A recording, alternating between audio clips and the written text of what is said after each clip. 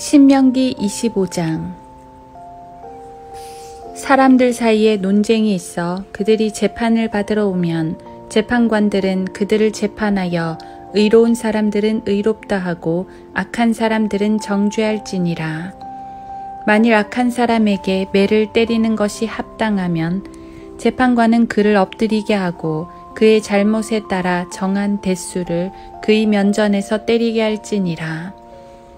그 사람은 그에게 40대까지는 때릴 수 있으나 그 이상은 초과할 수 없으니 만일 그 사람이 초과해서 그에게 많은 매로 그보다 더 때리면 그때는 내 형제가 너를 비열한 사람으로 여길까 함이니라.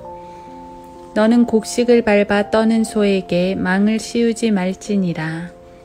형제들이 함께 거하는데 그중 한 명이 죽고 자식이 없으면 죽은 자의 아내는 나가서 타인에게 혼인하지 말 것이요. 그녀의 남편의 형제가 그녀에게로 들어가서 그가 그녀를 아내로 삼아 그녀에게 남편의 형제 된 의무를 이행할 것이니라. 그녀가 낳은 첫 태생으로 죽은 자기 형제의 이름을 이어받게 하여 그의 이름을 이스라엘에서 끊어지지 않게 할지니라.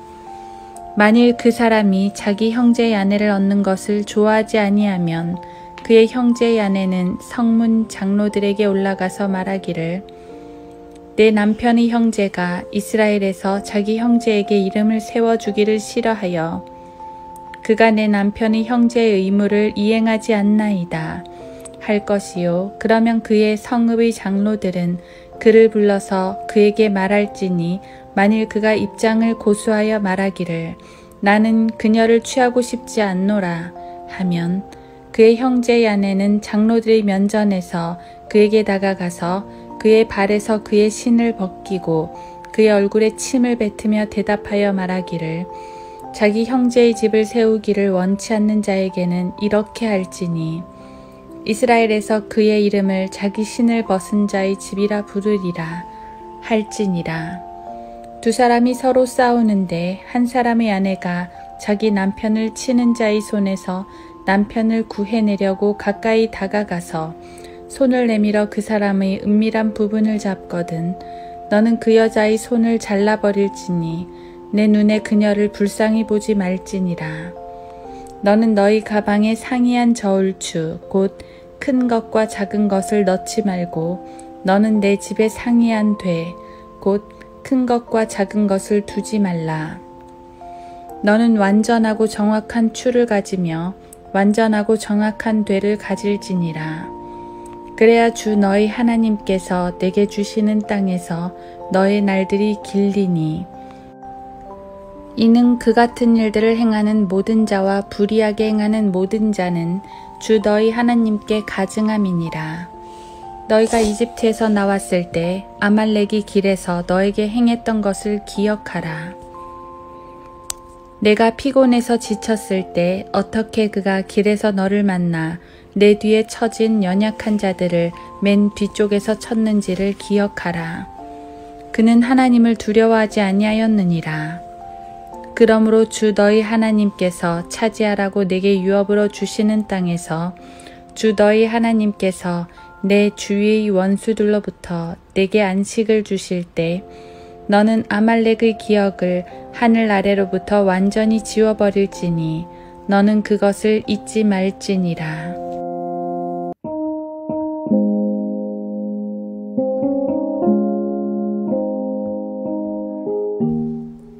하루 한 장 신명기 25장.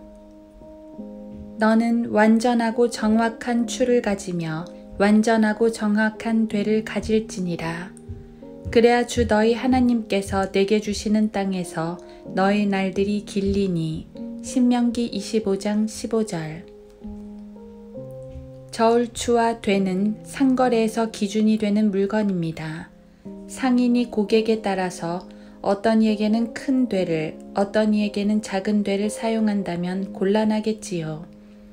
어떤 이에게는 큰 저울추로 계산하고 어떤 이에게는 작은 추로 계산한다면 그것은 불공정한 거래가 될 것입니다. 하나님께서는 이것을 불의하며 가증한 일이라고 말씀하십니다.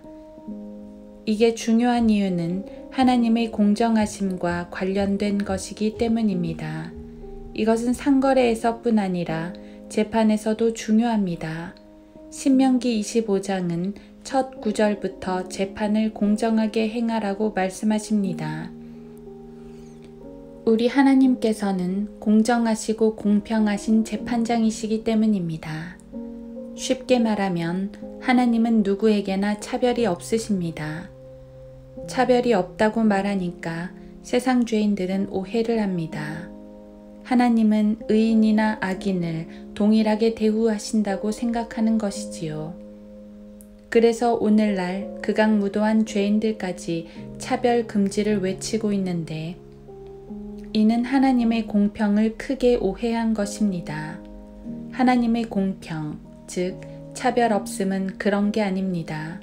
오히려 의인은 의롭다 하고 악인은 악하다 하는 게 하나님의 공평입니다. 하나님의 공평은 재판에서 드러납니다. 누구도 하나님의 완전하고 정확한 추 앞에서 벗어날 수 없습니다.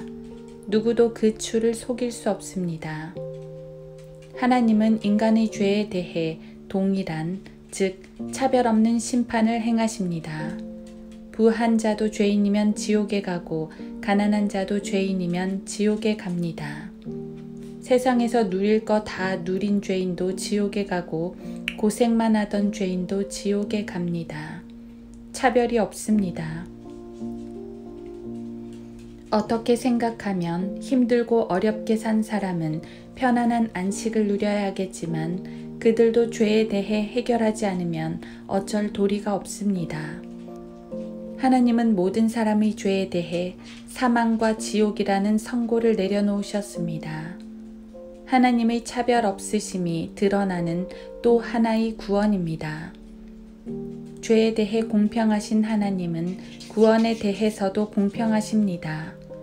하나님은 모든 사람에게 자비를 나타내셨고 십자가로 구원을 전하셨습니다. 여기에도 부한 자나 가난한 자, 강한 자나 약한 자가 차별이 없습니다. 남자와 여자도 차별이 없고 종이나 자유인도 차별이 없고 유대인과 이방인도 차별이 없습니다. 오직 믿기만 하면 누구나 동일하게 하나님의 자비를 얻습니다. 참으로 구원에 있어서 차별 없으신 하나님입니다. 이 모든 것이 바로 하나님의 완전하고 정확한 추에 따라서 이루어집니다. 그 완전한 추가 바로 하나님의 말씀입니다. 하나님의 말씀은 완전하고 의롭고 정확하고 공평합니다. 누구에게나 동일한 잣대가 됩니다. 때때로 하나님의 저울추에 불만을 갖는 사람도 많지만 그렇다고 우리의 추로 하나님의 추를 판단할 순 없습니다. 세상 사람들은 자기들의 입맛대로 자기들의 입장과 환경에 맞게 성경을 판단하지만 오히려 그 성경이 그들을 판단할 것입니다. 그러므로 하나님의 말씀에 따라 행하는 것이 옳습니다. 말씀에 따라 믿어야 구원을 받고 말씀에 따라 순종해야 상을 받습니다. 성경은 그분의 뜻을 나타내는 정확한 저울추입니다. 그러므로 말씀을 따라 행해야 합니다. 그러면 변치 않는 그분의 약속의 말씀으로 우리를 인도해 주실 것입니다.